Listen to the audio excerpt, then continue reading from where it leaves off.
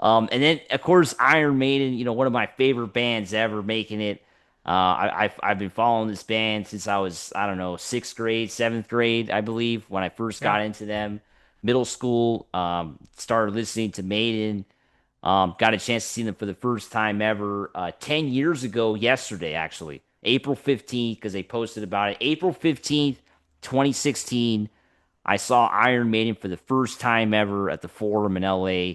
And that was an incredible, I was 19 years old. It was just an incredible experience. I almost got crushed in the pit. It was insane. And there was a Book of Souls World Tour.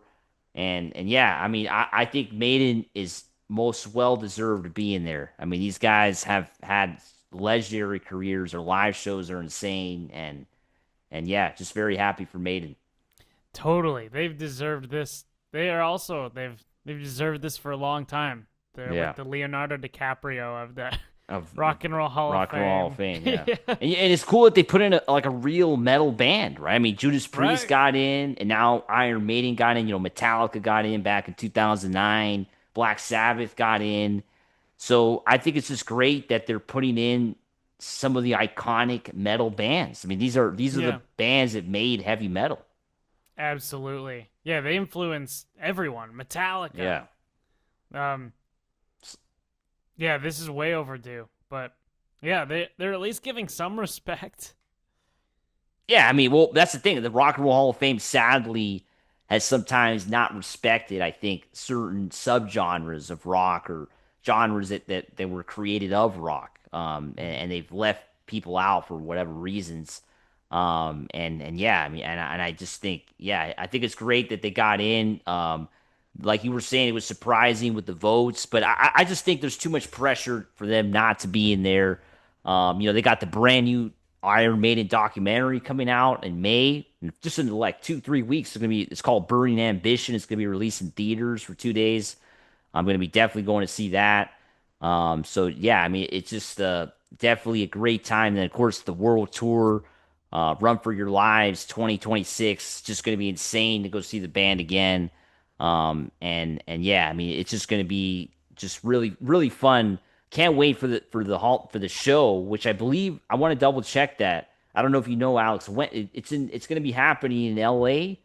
The Hall of Fame Oh, show. yeah, I forgot Um, about that. the Hall of Fame show is going to be last year. They've been doing it in L.A. the last couple years. It's going to be on November 14th at the Peacock Theater in L.A. So that's going to be after the tour's over. Maiden is for sure going to play there at the Hall of Fame. I mean, they're one of the best live bands ever, and I'm sure we're going to get something really special from them that night. They're still touring and Yeah, everything. They'll be good to play. yeah, it's going to be insane, man. Yeah, Yeah. yeah. Yeah, who doesn't like Maiden? Everyone likes Iron Maiden. Well, Everyone no, that's into rock. no, I don't know, Alex. I ran into some people that don't like him. People There's into oh rock? People yeah, into rock? people into rock Oh, that wow. don't like Maiden. Yeah, see, here's the thing. You Okay. you always think there was all the iconic artists, the Beatles, I don't know, the Eagles or Maiden or Metallica. You think everybody likes these guys, and Everybody. no, there's always somebody that doesn't like them. Oh Even my though gosh. they're into the genre, they always say, "No, I'm not really a big fan." Whatever. So They're faking it. they're faking it. they're afraid to admit that they love Well, them. how some people just don't want to admit they like popular artists, which is kind of ridiculous, but I don't Yeah. know why it's like that. They're They afraid to they just admit want to it. root for like independent artists, and they never want to, like, I don't know, promote the big artists. Just some things some people have. Yeah. No, I get it. There's like a few for me that people would think I'm crazy on my opinion, but no, it's so deserved with Iron Maiden. Um, and I'm gonna see there's that upcoming show in LA in a few Oh months, yeah, man, it's right? gonna be insane, man. I'll Two meet you shows. there. Yeah, dude, it's gonna be fun, man. We gotta go. Maiden live is. I've talked about this before, but I'll bring it up again. Iron Maiden is the best band to go see like live now. I mean, like when it comes to like metal, I think it's the best one. I mean, they're basically the original band. Nico McBrain no longer tours with the band. Of course, he stepped away at the start of last year. And now, of course, with a new drummer, but everybody else, it's intact. Bruce Dickinson, has been with the band now for the last 25 years. He did step away for a decade in the 90s when Blaze Bailey came in. But Dickinson, of course, was part of the classic run of Maiden joining when they made the third record, Number of the Beast. So yeah, it's basically you're getting the real band, right? And I think it shows when they play because sadly, I mean, I'm sure Alex, you could talk more about this too. When you go see a band where there's not original members, how does it feel to see that? Yeah, I mean, yeah.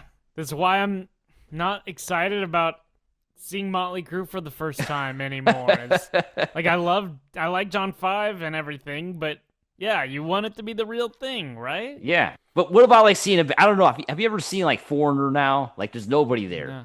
Yeah, Yeah, no. Or like Leonard Skinner. Leonard Skinner. Like I got a chance to see Yeah. both of those bands with nobody there, right? And it's not the same. Right. I mean, it's basically like you're paying to go see a tribute band. We Right. could probably do a whole video on that, but I don't know. I Yeah. just wanted to get your thoughts on seeing the classic rock bands that have like nobody there left.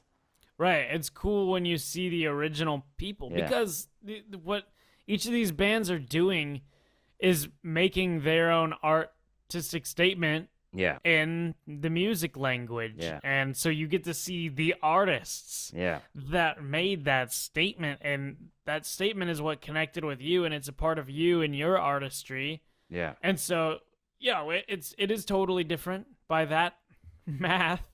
When you're seeing someone else, it's like it's great that he can nail it and everything, but that's It's a I tribute band. connected spiritually with this other guy. Well, because it's just because it goes back to the same thing that like when somebody plays an instrument, only you could play the song that way. I mean, Yeah, like Jimmy Page can only do Stairway to Heaven like Jimmy Page. Like it doesn't matter, yeah, right? yeah. Like there's a lot of great Led Zeppelin tribute bands out there, but there's only one Jimmy Page. I mean, that's it. And another analogy is like Chili Peppers. Before Frusciante came back, they just had to play the songs exactly like the studio. But I noticed Yeah. when Frusciante played back, it was totally different. He wasn't locked to that at all. He could No. just do whatever he wanted now on guitar, and it just sounded like the Chili Peppers. Well, yeah. I mean, It just really talented player. Yeah. For sure. yeah. So like the original artist has the freedom to do whatever they want. Yeah. It still sounds like that vibe. And it's their song. Yeah. Yeah.